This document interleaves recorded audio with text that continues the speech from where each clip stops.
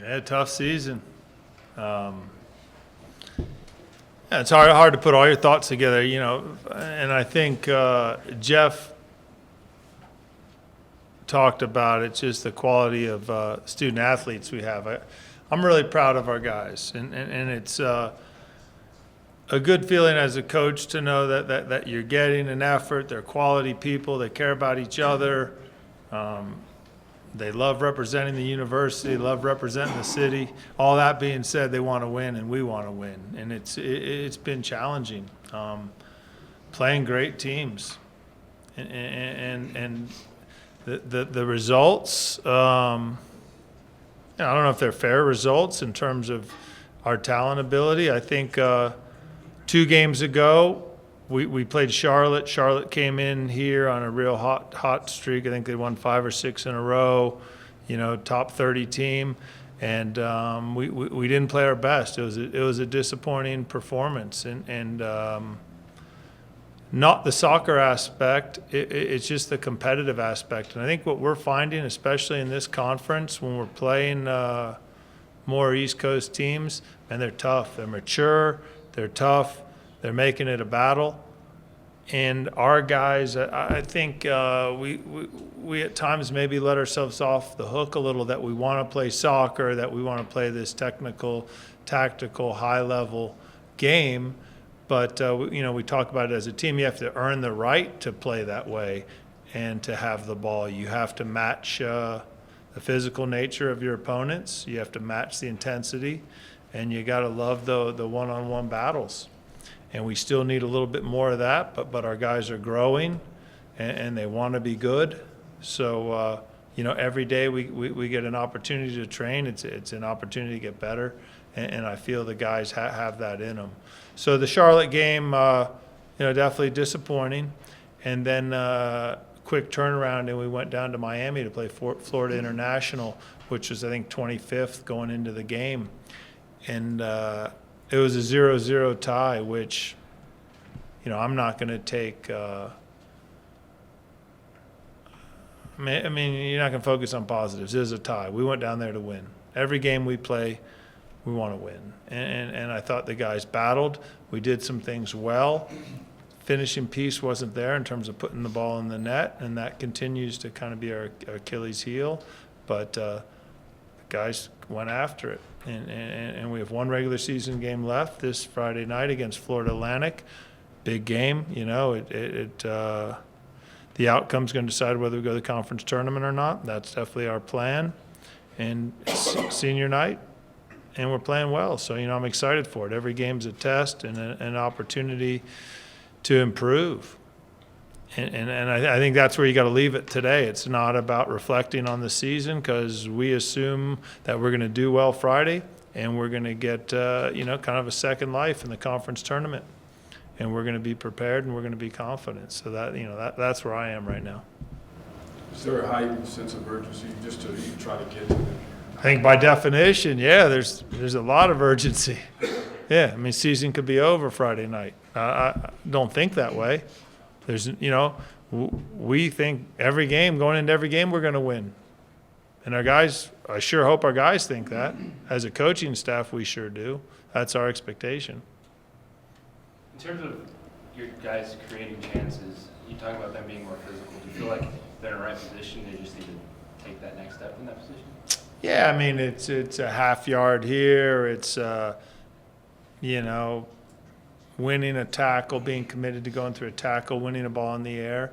I mean, it's not for lack of effort. It's a willingness to be a little bit uncomfortable, and I think we have guys that at times think it's going to be this beautiful, skillful game, but inevitably it's a war at times. Anytime you're playing against this caliber of athlete, Division I sports, it's competitive.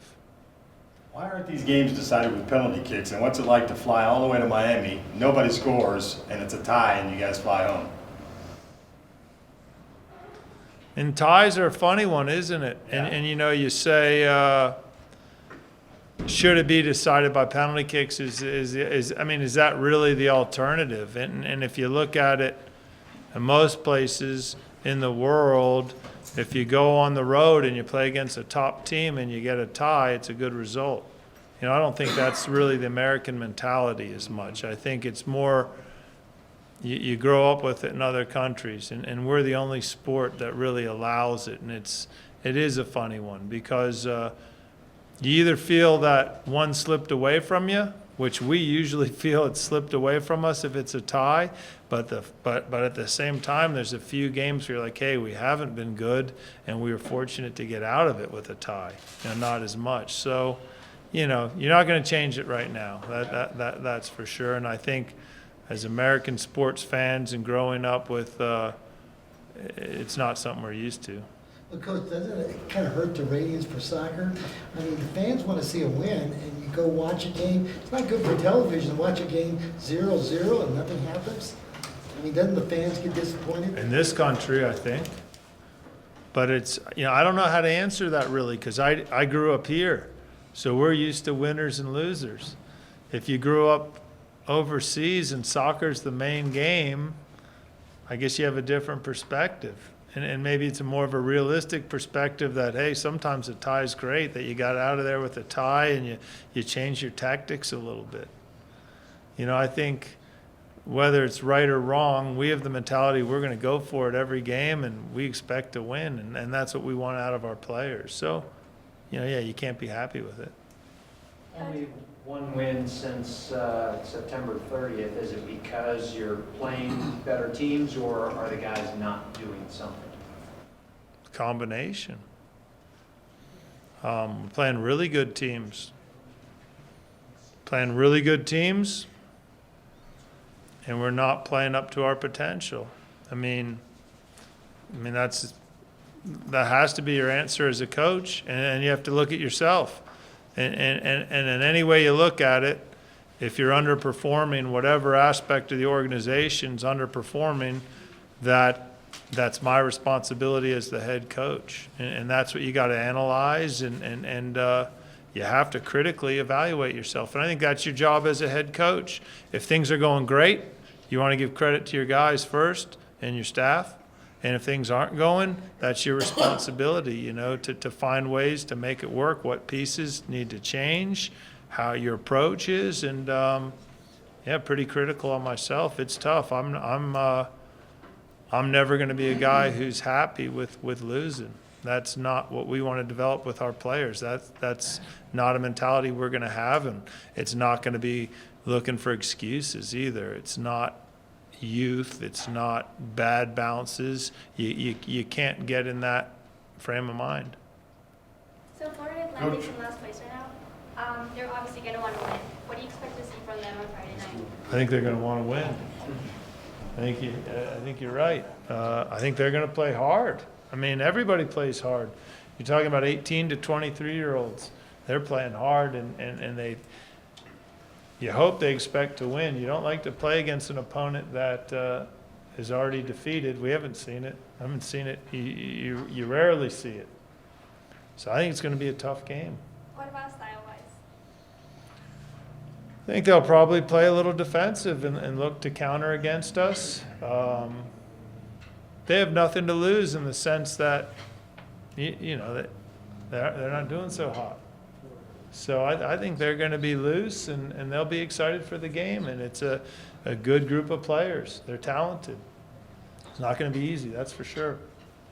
You mentioned team from the East Coast being tough. What is it about like the way they approach the game that teams back east kind of seem like they? I think East Coast's a funny one. I mean, it was for us. It's been like, you know, Kentucky, Old Dominion, Charlotte, South Carolina. It's a little bit of a different approach to the game, and it's not good or bad. You know, you can't be a purist and just say there's one way to win.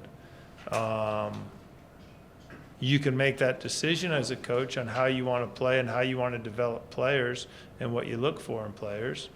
And we've maybe erred on the side of being too one-dimensional and not having enough of those kind of warriors on the team, or guys haven't developed into that. But, you know, I'm impressed with the opponents. Coach, how does the selection committee literally evaluate teams coming down the stretch to get you guys in the tournament?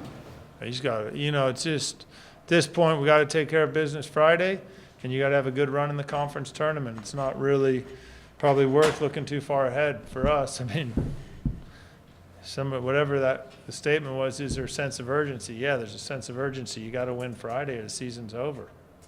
And at some point, everybody deals with that, in that there is going to be a game, whether it's this game, whether it's a conference tournament, whether it's the NCAA tournament. That's something we deal with every year, and that it's coming to come down to one game.